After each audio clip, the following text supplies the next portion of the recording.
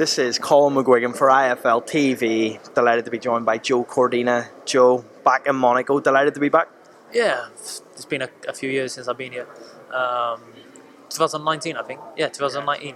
November 31st it was, day before my birthday. So yeah, it was a special occasion for me. Yeah, I got the win against a tough Mexican, and yeah, that was my first fight at super featherweight. So yeah, I got pleasant memories. Vasquez comes into this quite confident. He feels disrespected by you. He says that you're not respecting his power. I know just by looking at you in this fight week that you're not overlooking him, but do you feel that he just isn't on your level? No, I haven't thought that one bit, and I haven't even thought that of any journeyman.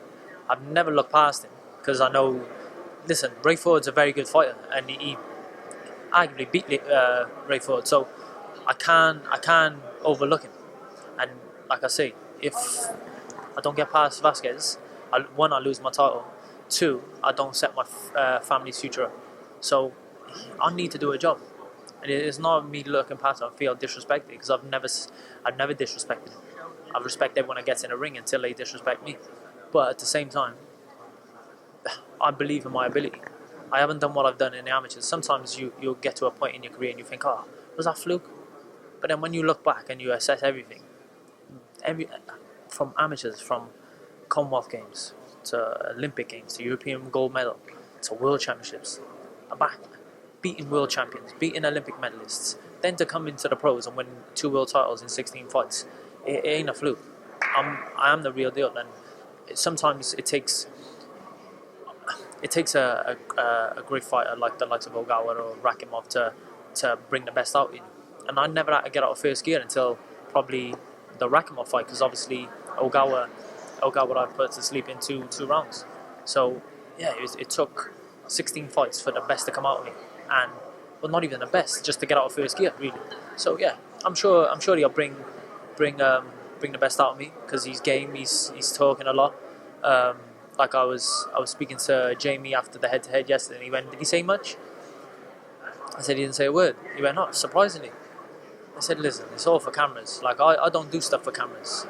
What you see is what you get, and I don't really talk shit. I don't do all that stuff. So I just believe in my ability, and I believe I'm very good. I'm a very good fighter, and yeah, that's all it is really." When you refer there to not getting out of first gear until the Rakimov fight. What did you learn in that Rakimov fight that you feel that you can bring into this fight with Vasquez? Nothing really. I didn't learn anything. It's just I had to show what I show in the gym day in, day out. I got balls and I got heart, and sometimes that's the difference.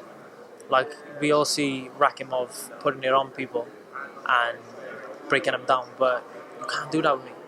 It's not as easy as that. Like I'm very experienced, one, and then two, I'm as tough. I'm really, really tough, and like people don't see it because they think it, like Vasquez said, I like to look good, look pretty around the ring. Okay, no problem. Just bring that same energy when it gets tough, and when the rounds go on, and I'm a big guy in front of you, and I'm leaning all over you, and then I'm inside and I'm working. We'll see if I look pretty. When I think about this event, it's an intimate venue. You've been here before, in front of the 200, 300 people it's going to be, almost like back in the amateur days. How do you think that experience might affect Vasquez? I don't know. I don't know if he's fought on small hall shows. I know he's been on a couple of matchroom bills, so yeah, he's. I don't think he's. In fact, listen, the crowd or anything can fight for us, so we just got to get in there and put it all on the line, really. Like I got a few people coming over. I got over 100 that have booked flights and booked flights and accommodation. I haven't got a ticket, but they're coming over for the crack anyway. They're probably watching the Irish bar or something, or even try and wrangle their way in, maybe. I don't know, but I got about 30 odd 40 people at the venue, and they're quite rowdy, put it that way, and they'll make an atmosphere. You've just alluded to the fact you could have sold this probably the amount of tickets in 10 minutes, right?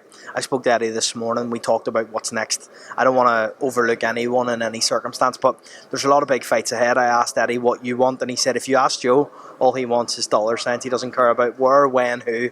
He just wants dollar signs.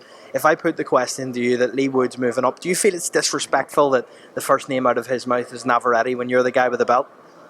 Yeah, I don't know. It's not disrespectful because maybe he wants to get a belt and then try and come in there in a unification. Maybe I don't know.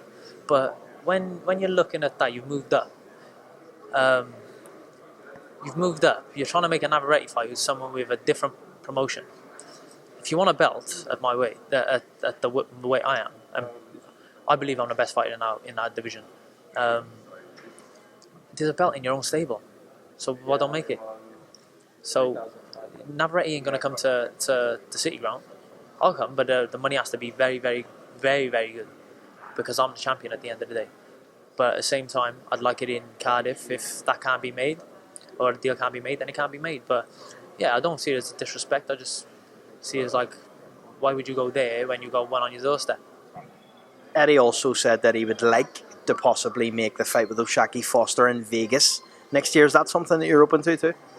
Yeah, possible, but the money has to be right. Now it's a different ball game. I tried to make that fight in the summer, and I even went in his office and was like trying to put it on him for it.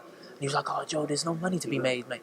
No money to be made. No one really knows him over there or here, so that fight can't be made." So yeah, I know it's a business at the end of the day, and there's a lot more things behind the scene that goes on that needs to be looked at and assessed before anything. But what's the difference in 4 months? There's no difference. So you haven't done anything spectacular in them 4 months. I seen an interview the other day saying, "Oh, no one knows me in America, mate. I probably got more. I've got more American fucking followers on Twitter than he has fucking followers. Like, don't get me wrong, it's not about that. But you're going on about following and all that stuff. Listen, they don't even compare. Like, you got arguably one of the best fighters on the planet, Shakur Stevenson, calling me out.